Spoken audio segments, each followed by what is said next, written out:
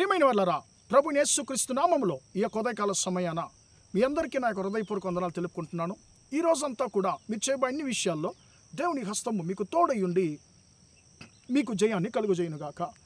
ప్రియులరా, ఎందుకు అనేటువంటి అంశం మీద మనము ప్రభు యేసుక్రీస్తు యొక్క శిలువ మరణాన్ని గురించి, శ్రమల గురించి మనం ధ్యానిస్తూ వస్తున్నామండి. ఈరోజు మనము చిరకను గురించి, రెండు చిరకలు, యేసయ్యకు ఇవ్వబడినటువంటి రెండు చిరకల గురించి మనం ధ్యానించుకోబోతున్నామండి. ప్రియమైన బిడ్డలారా, కొంతమంది నన్ను అడుగుతున్నారు, బ్రదర్ ఆ 7 మాటలు కూడా మీరు మాట్లాడతారా అని కొంతమంది అడుగుతున్నారు. ప్రియమైన బిడ్డలారా, నా 7 మాటలు నేను మాట్లాడబోవడం లేదు. ఎందుకంటే లాస్ట్ ఇయర్, పోయిన సంవత్సరం నేను ఆ 7 మాటల గురించి నేను పెద్దగా దాని గురించి అప్పుడు కూడా నేను మాట్లాడలేదు. కానీ ఎందుకంటే 7 మాటలు మీరు వినుంటారు చాలామంది, అంటే ఎన్నో సంవత్సరాలుగా మీరు 7 మాటలు మీరు వినుంటారు.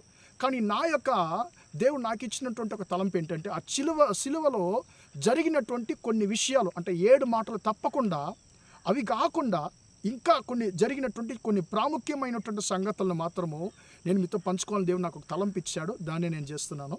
ఈరోజు మనము యేసయ్యకి ఇవ్వబడినటువంటి 2 చిరకల గురించి మనం ధ్యానించుకుందామండి. ఈ 2 చిరకల గురించి మార్కు సువార్త 15వ అధ్యాయము 23వ వచనంలో, 36వ వచనంలో మనము ఈ యొక్క 2 చిరకల గురించి మనం ధ్యానిస్తున్నామండి. యేసయ్య కపాల స్థలం అనేటువంటి గొల్గొతాలో ఆయన సిలువేయబడుతున్నాడు. అప్పుడు అక్కడ ఆయన సిలువేయబడిన వెంటనే ఆయనకు బోలము కలిపినటువంటి ద్రాక్షారసపు చిరకను ఆయనకి ఇస్తున్నారండి. ప్రియమైన దేవుని బిడ్డలారా, ఇది 23వ వచనంలో మనం చదువుతున్నాం. మార్కు 15వ అధ్యాయం 23వ వచనంలో బోలము కలిపినటువంటి ద్రాక్షారసమును ఆయనకి ఇస్తున్నారు. ఆయన దాన్ని పుచ్చుకొనలేదు అనేటువంటి మాట ఉందండి. తమిళ బైబిల్ ఎలాగుందంటే, ఆయన దాన్ని రుచి చూసి దాన్ని పుచ్చుకొనలేదు అంటే, రుచి చూసిన తర్వాత ఆయనకు అర్థమవుతుంది అదేంటని. తర్వాత దాన్ని ఆయన వద్దు అని చెప్పి దాన్ని వద్దని చెప్పి దాన్ని త్రోసేస్తున్నాడు. ఎందుకు యేసయ్య ఈ యొక్క చిరకను పుచ్చుకొనలేదు అనేటువంటి ఒక డౌట్ మనకు రావాలండి. కానీ యోహాను సువార్తలో 19వ అధ్యాయంలో 29-30 వచనంలో యేసయ్య చిరకను పుచ్చుకొన్నాడు అని ఉందండి. అప్పుడు ఈ కన్ఫ్యూషన్ ఎలాగొచ్చిందంటే, ఇది ఏ కన్ఫ్యూషన్ కాదండి. యేసయ్యకి 2 సార్లు చిరక ఇవ్వబడింది. మొట్టమొదటి ఇవ్వబడినటువంటి చిరక అంటే అదేంటంటే ద్రాక్షారసము బోలము కలిపినటువంటి ఒక వస్తువు ఆయనకి ఇవ్వబడుతుందండి. ప్రియమైన దేవుని బిడ్డలారా, ఇది ఎందుకు యేసయ్య పుచ్చుకొనలేదంటే మనకు బాగా తెలుసు. ద్రాక్షారసం తాగితే ఆ మత్తులో నొప్పి, అసలు ఆ యొక్క నొప్పి అంతా కూడా అసలు మనకు తెలియదు, దాన్ని నొప్పి గ్రహించలేం కదా. మీరు డ్రింక్ చేసిన వాళ్ళు చూసారంటే వారు కింద పడినా కూడా, రక్తం కారుతున్నా కూడా వాళ్ళు లేచి నడిచి వెళ్ళిపోతూ ఉంటారు.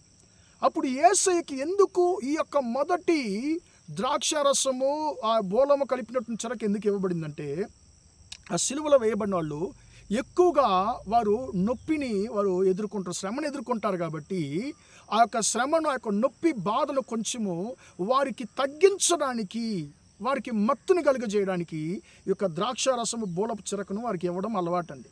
యేసయ్యకు కూడా ఆ అలవాటు ప్రకారమే ఆ యొక్క ద్రాక్షారసమును బోలమును కలిపినటువంటి ఆ యొక్క వస్తువుని ఇస్తున్నారు. కానీ యేసయ్య దానిని పుచ్చుకొనలేదు. ఎందుకని దాన్ని పుచ్చుకోలేదు అంటే, నా బిడ్డల కొరకు నేను ఈ యొక్క లోకము కొరకు నేను శ్రమలంతా కూడా భరించాలి అనేటువంటి ఉద్దేశంతో ఆ శ్రమలను తగ్గించేటువంటి ఆ ద్రాక్షారస చిరకను యేసయ్య పుచ్చుకోలేదు. ప్రియమైన దేవుని బిడ్డలారా, యేసయ్య నీ కొరకు, నా కొరకు ప్రతి ఒక్క శ్రమను ఆయన అనుభవించాలనేటువంటి ఉద్దేశంతో మొదటి చిరకను ఆయన పుచ్చుకొనలేదు. ఆయనకు భయంకరమైనటువంటి వేదన, కొరడా దెబ్బలతో వేదన, చర్మము చినిగిపోయినటువంటి ఆ యొక్క చర్మం అంతా కూడా చీల్చబడింది. ఆ వేదన, రక్తం గారుతుంది, ముండ్ల కిరీటం తలలో బాధపరుస్తుంది. ప్రియమైన దేవుని బిడ్డలారా, కాళ్ళు చేతుల్లో మేకులు ఉన్నాయి, అన్ని బాధలు ఆయన మర్చిపోతే ఒకటి మాత్రం పరిష్కారము, ఆ ద్రాక్షారసపు చిరకను పుచ్చుకోవడం మాత్రమే. అది పుచ్చుకుంటే మత్తు వచ్చేస్తుంది, ఏది బాధలు ఏం తెలియదు. కానీ ప్రియులరా, యేసయ్య దాన్ని తిరస్కరించాడు, దాన్ని వద్దని చెప్పి అన్నాడు, పుచ్చుకోలేదు. ఎందుకంటే నీ కొరకు, నా కొరకు అన్ని బాధలు ఆయన భరించాలి అనేటువంటి ఉద్దేశంతో మొదటి చిరకను ఆయన పుచ్చుకోలేదు. రెండోది ప్రియులరా, యోహాను సువార్త 19వ అధ్యాయంలో 28 నుండి 30 వచనాల వరకు మనం చూసినట్లయితే, రెండోది యేసయ్య అంటున్నాడు, దేవుని యొక్క వాక్యం నెరవేరినట్లు నేను దప్పికొనుచున్నాను అంటున్నాడండి. ఇదేంటి, దేవుని వాక్యం నెరవేరడానికి యేసయ్య నేను దప్పికొనడానికి ఏ సంబంధమో, నేను దప్పికొన్నానని అనడానికి ఏ సంబంధం అసలు అని మనం అనుకోవచ్చండి. ప్రియులారా, మనం 5 విధాలైనటువంటి బలుల గురించి గత రోజుల్లో మనం ధ్యానించుకున్నాము. అందులో పాప పరిహార బలి ఉంది కదండి. ఆ పాప పరిహార బలి యొక్క గొర్రె యొక్క రక్తం ఏం చేస్తుందంటే పూర్తిగా కార్చబడి అది పాప పరిహారము కొరకు అది చల్లబడుతుంది.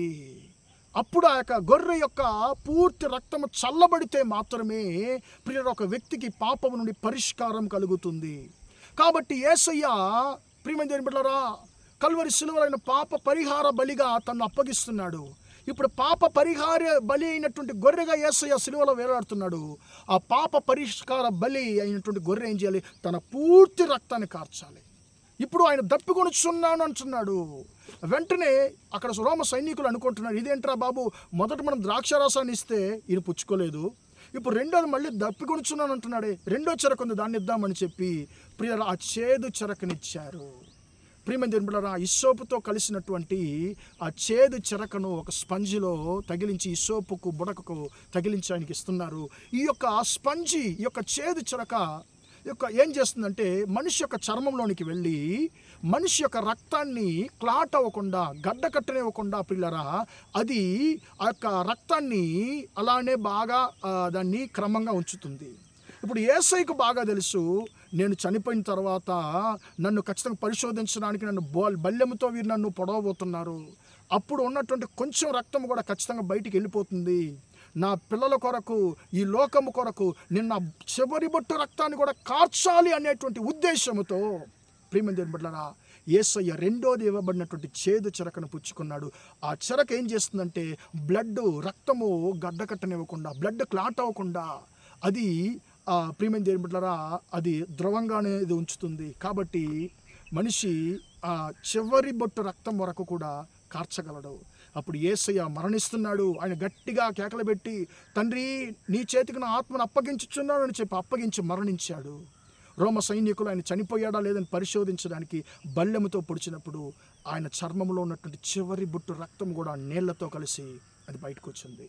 ప్రియమైన దేవుని బిడ్డలారా యేసయ్య నీ కొరకు నా కొరకు చివరి బొట్టు రక్తం కూడా కార్చాలని చెప్పి ఉద్దేశంతో రెండో చేదు చెరకుని యేసయ్య పుచ్చుకున్నాడు. ఆ చెరక రక్తానంతా కూడా ప్రియమైన దేవుని బిడ్డలారా అది క్లాట్ అవనివ్వకుండా అది కాపాడేటువంటి చెరక అలాగున్నది. కాబట్టి యేసయ్యని చివరిగా వారి పరిశోధన చేసినప్పుడు చివరి బొట్టు రక్తం కూడా బయటకు వచ్చింది.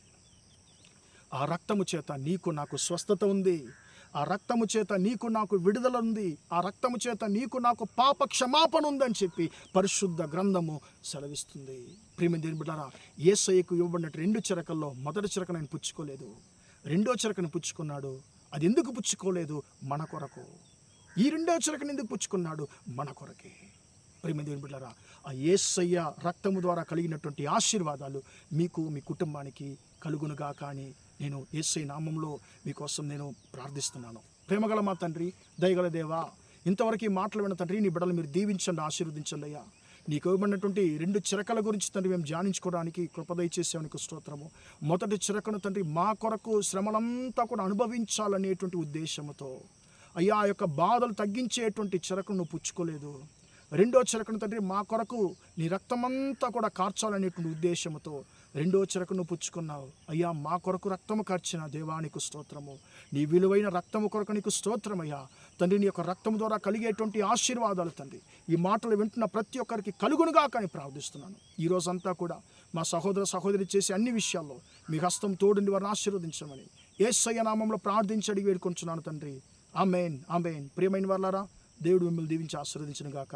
Praise the Lord, praise the lord.